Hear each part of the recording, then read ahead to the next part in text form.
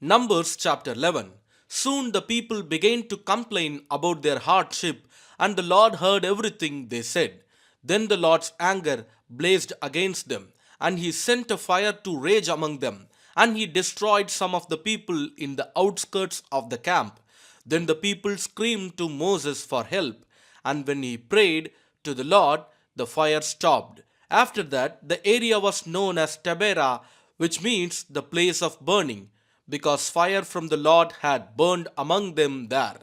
Then the foreign rabble who were traveling with the Israelites began to crave the good things of Egypt, and the people of Israel also began to complain. Oh, for some meat! They exclaimed. We remember the fish we used to eat for free in Egypt, and we had all the cucumbers, melons, leeks, onions, and garlic we wanted.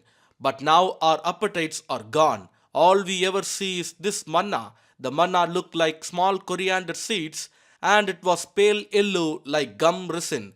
The people would go out and gather it from the ground. They made flour by grinding it with hand mills or pounding it in mortars. Then they boiled it in a pot and made it into flat cakes. These cakes tasted like pastries baked with olive oil. The manna came down on the camp with the dew during the night. Moses heard all the families standing in the doorways of their tent whining, and the Lord became extremely angry. Moses was also very aggravated. And Moses said to the Lord, "Why are you treating me, your servant, so harshly? Have mercy on me. What did I do to deserve the burden of all these people?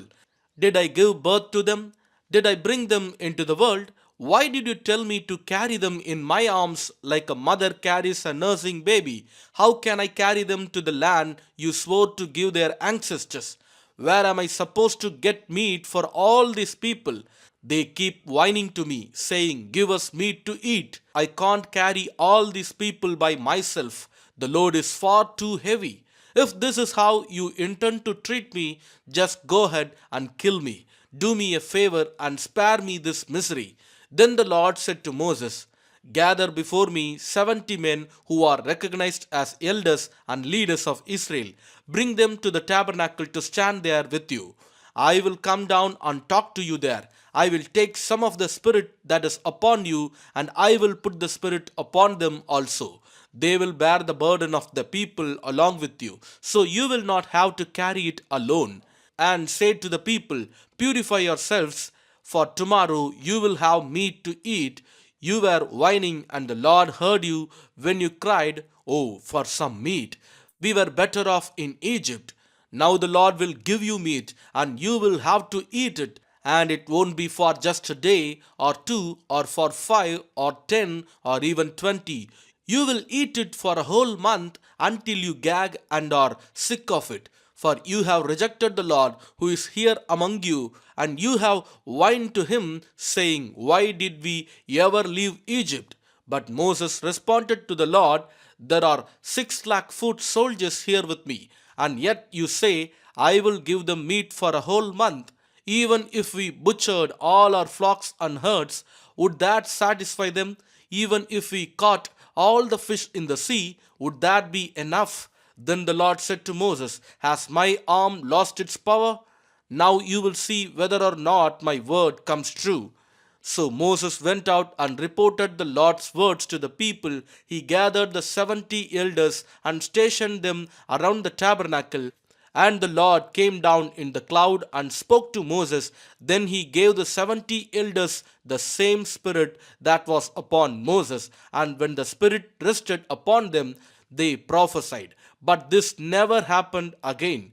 2 men, Eldad and Medad, had stayed behind in the camp. They were listed among the elders, but they had not gone out to the tabernacle.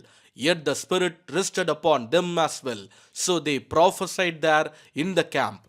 A young man ran and reported to Moses, "Eldad and Medad are prophesying in the camp." Joshua, son of Nun, who had been Moses' assistant since his youth, protested, "Moses, my master, make them stop." But Moses replied, "Are you jealous for my sake? I wish that all the Lord's people were prophets, and that the Lord would put his spirit upon them all." Then Moses returned to the camp with the elders of Israel. Now the Lord sent a wind that brought quail from the sea and let them fall around the camp. For miles in every direction there were quail flying about 3 feet above the ground. So the people went out and caught quail all that day and throughout the night and all the next day too. No one gathered less than 50 bushels. They spread the quail all around the camp to dry. But while they were gorging themselves on the meat, while it was still in their mouths, the anger of the Lord blazed against the people, and he struck them with a severe plague. So that place was called Kiproth Hatava, which means graves of gluttony, because there they buried the people who had craved meat from Egypt. From Kiproth Hatava, the Israelites traveled to Hazeroth, where they stayed for some time. Numbers chapter 12. While they were at Hazeroth, Miriam and Aaron criticized Moses because he had married a Cushite woman. They said, "Has the Lord spoken only through Moses? Hasn't he spoken through us too?" But the Lord heard them. Now Moses was very humble, more humble than any other person on earth. So immediately the Lord called to Moses, Aaron, and Miriam and said, "Go out to the tabernacle, all three of you." So the three of them went to the tabernacle. Then the Lord descended in the pillar of cloud and stood at the entrance of the tabernacle. Aaron and Miriam he called, and they stopped forward. And the Lord said to them, "Now listen to what I say. If there were prophets among you, I, the Lord, would reveal myself in vision. I would speak to them in dreams, but not with my servant Moses. Of all my house, he is the one I trust. I speak to him face to face, clearly, and not in riddles. He sees the Lord as he is. So why were you not afraid to criticize my servant Moses?" The Lord was very angry with them, and he departed. As the cloud moved from above the tabernacle, there stood Miriam, her skin as white as snow from leprosy.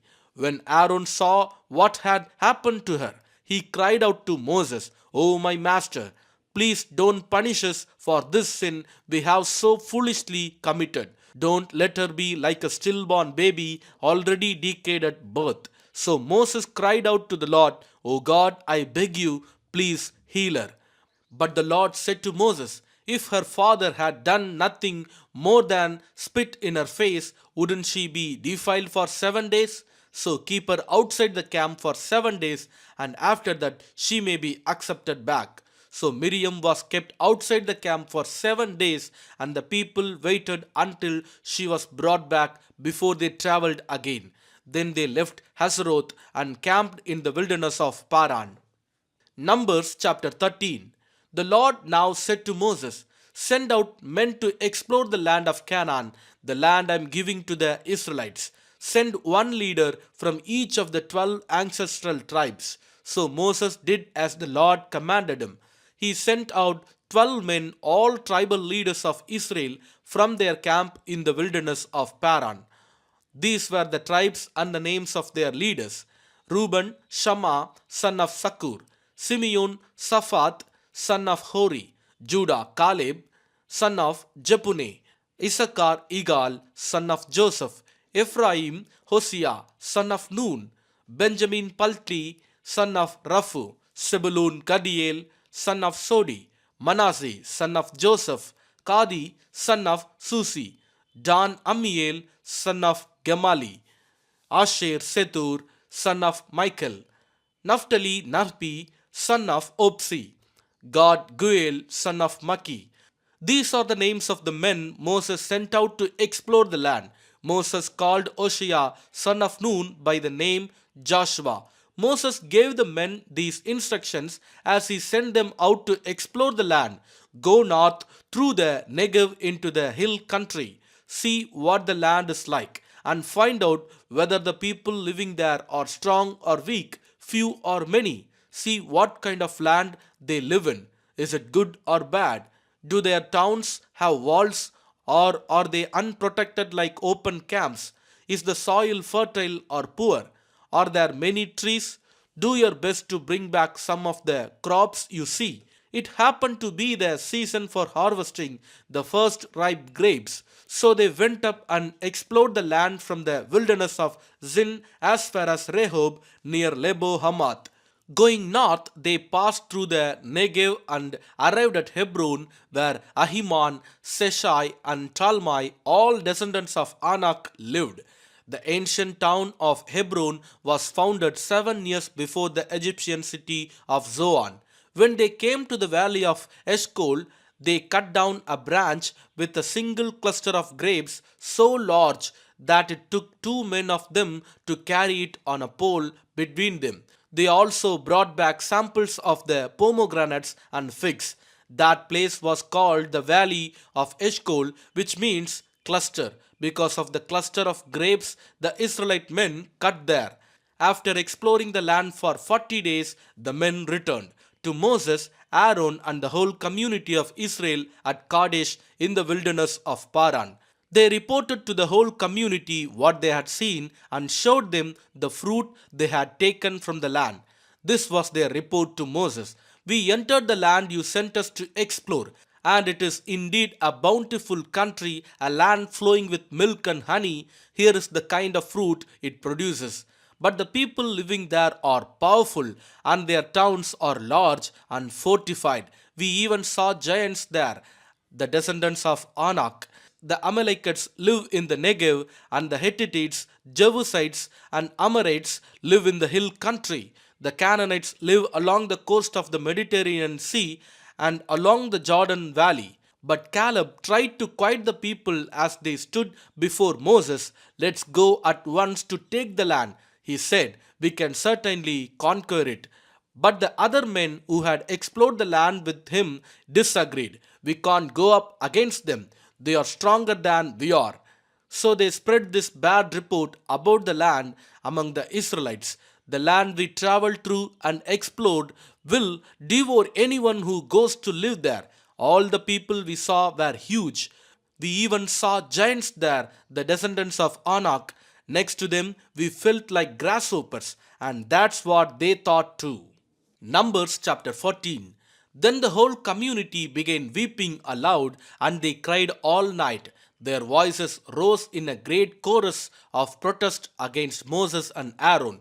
If only we had died in Egypt or even here in the wilderness, they complained. Why is the Lord taking us to this country only to have us die in battle?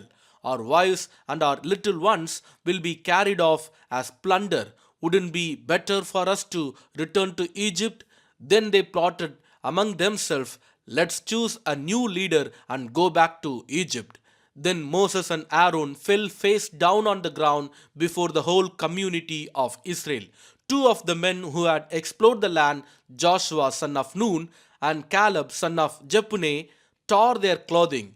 They said to all the people of Israel, the land we traveled through and explored is a wonderful land. And if the Lord is pleased with us, he will bring us safely into that land and give it to us. It is a rich land flowing with milk and honey. Do not rebel against the Lord, and don't be afraid of the people of the land. They are only helpless prey to us. They have no protection, but the Lord is with us. Don't be afraid of them. But the whole community began to talk about stoning Joshua and Caleb. Then the glorious presence of the Lord appeared to all the Israelites at the tabernacle. And the Lord said to Moses, how long will these people treat me with contempt? Will they never believe me? Even after all the miraculous signs I have done among them, I will disown them and destroy them with a plague. Then I will make you into a nation greater and mightier than they are. But Moses objected. What will the Egyptians think when they hear about it? He asked the Lord. They know full well the power you displayed in rescuing your people from Egypt. Now, if you destroy them, the Egyptians will send a report to the inhabitants of this land who have already heard that you live among your people.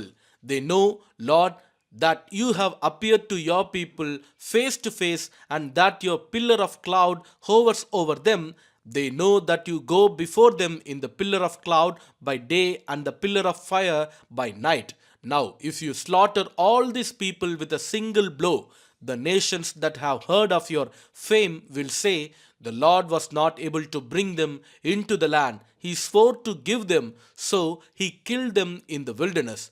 Please, Lord, prove that your power is as great as you have claimed. For you said, the Lord is slow to anger and filled with unfailing love, forgiving every kind of sin and rebellion.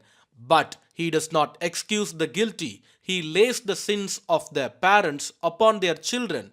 The entire family is affected, even children in the third and fourth generations. In keeping with your magnificent, unfailing love, please pardon the sins of this people, just as you have forgiven them ever since they left Egypt. Then the Lord said, I will pardon them as you have requested, but as surely as I live, and as surely as the earth is filled with the Lord's glory, not one of these people will ever enter that land.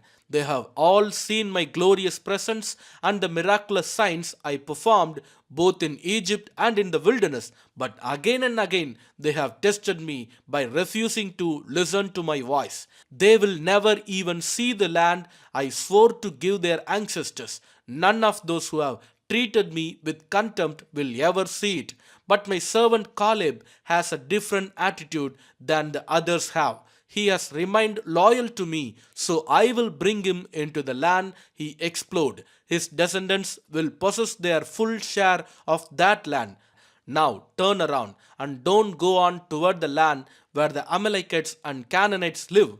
Tomorrow you must set out for the wilderness in the direction of the Red Sea. Then the Lord said to Moses and Aaron, how long must I put up with this wicked community and its complaints about me? Yes, I have heard the complaints the Israelites are making against me. Now tell them this. As surely as I live, declares the Lord, I will do to you the very things I heard you say. You will all drop dead in this wilderness because you complained against me. Every one of you who is 20 years old or older and was included in the registration will die. You will not enter and occupy the land I swore to give you. The only exceptions will be Caleb, son of Jephunneh, and Joshua, son of Nun. You said your children would be carried off as plunder. Well, I will bring them safely into the land, and they will enjoy what you have despised. But as for you, you will drop dead in this wilderness, and your children will be like shepherds wandering in the wilderness for 40 years. In this way, they will pay for your faithfulness until the last of you lies dead in the wilderness. Because your men explored the land for 40 days, you must wander in the wilderness for 40 years, a year for each day, suffering the consequences of your sins. Then you will discover what it is like to have me for an enemy. I, the Lord, have spoken. I will certainly do these things to every member of the community who has conspired against me. They will be destroyed here in this wilderness, and here they will die. The 10 men Moses had sent to explore the land, the ones who incited rebellion against the Lord with their bad report, were struck dead with the plague before the Lord. Of the 12 who had explored the land, only Joshua and Caleb remained alive. When Moses reported the Lord's words to all the Israelites, the people were filled with grief. Then they got up early the next morning and went to the top of the range of hills. Let's go, they said. We realize that we have sinned, but now we are ready to enter the land the Lord has promised us. But Moses said, why are you now disobeying the Lord's orders to return to the wilderness? It won't work. Do not go up into the land now. You will only be crushed by your enemies because the Lord is not with you. When you face the Amalekites and Canaanites in battle, you will be slaughtered. The Lord will abandon you because you have abandoned the Lord. But the people defiantly pushed ahead toward the hill country, even though neither Moses nor the ark of the Lord's covenant left the camp. Then the Amalekites and the Canaanites who lived in those hills came down and attacked them and chased them back as far as Hormah. Psalms chapter 31. O Lord, I have come to you for protection. Don't let me be disgraced. Save me, for you do what is right. Turn your ear to listen to me. Rescue me quickly. Be my rock of protection, a fortress where I'll be safe. You are my rock and my fortress. For the honor of your name, lead me out of this danger. Pull me from the trap my enemies set for me, for I find protection in you alone. I entrust my spirit into your hand. Rescue me, Lord, for you are a faithful God. I hate those who worship worthless idols. I trust in the Lord. I will be glad and rejoice in your unfailing love, for you have seen my troubles and you care about the anguish of my soul. You have not handed me over to my enemies, but have set me in a safe place. Have mercy on me, Lord, for I am in distress. Tears blur my eyes. My body and soul are withering away. I am dying from grief. My years are shortened by sadness. Sin has drained my strength. I am wasting away from within. I am scorned by all my enemies and despised by my neighbors. Even my friends are afraid to come near me. When they see me on the street, they run the other way. I am ignored as if I were dead, as if I were a broken pot. I have heard the many rumors about me, and I am surrounded by terror. My enemies conspire against me, plotting to take my life. But I am trusting you, O Lord, saying, you are my God. My future is in your hands. Rescue me from those who hunt me down relentlessly. Let your favor shine on your servant. In your unfailing love, rescue me. Don't let me be disgraced, O Lord, for I call out to you for help. Let the wicked be disgraced. Let them lie silent in the grave. Silence their lying lips, those proud and arrogant lips that accuse the godly. How great is the goodness you have stored up for those who fear you. You lavish it on those who come to you for protection, blessing them before the watching world. You hide them in the shelter of your presence, safe from those who conspire against them. You shelter them in your presence, far from accusing tongues. Praise the Lord, for he has shown me the wonders of his unfailing love. He kept me safe when my city was under attack. In panic, I cried out, I am cut off from the Lord, but you heard my cry for mercy and answered my call for help. Love the Lord, all you godly ones, for the Lord protects those who are loyal to him, but he harshly punished the arrogant. So be strong and courageous, all you who put your hope in the Lord. Amen.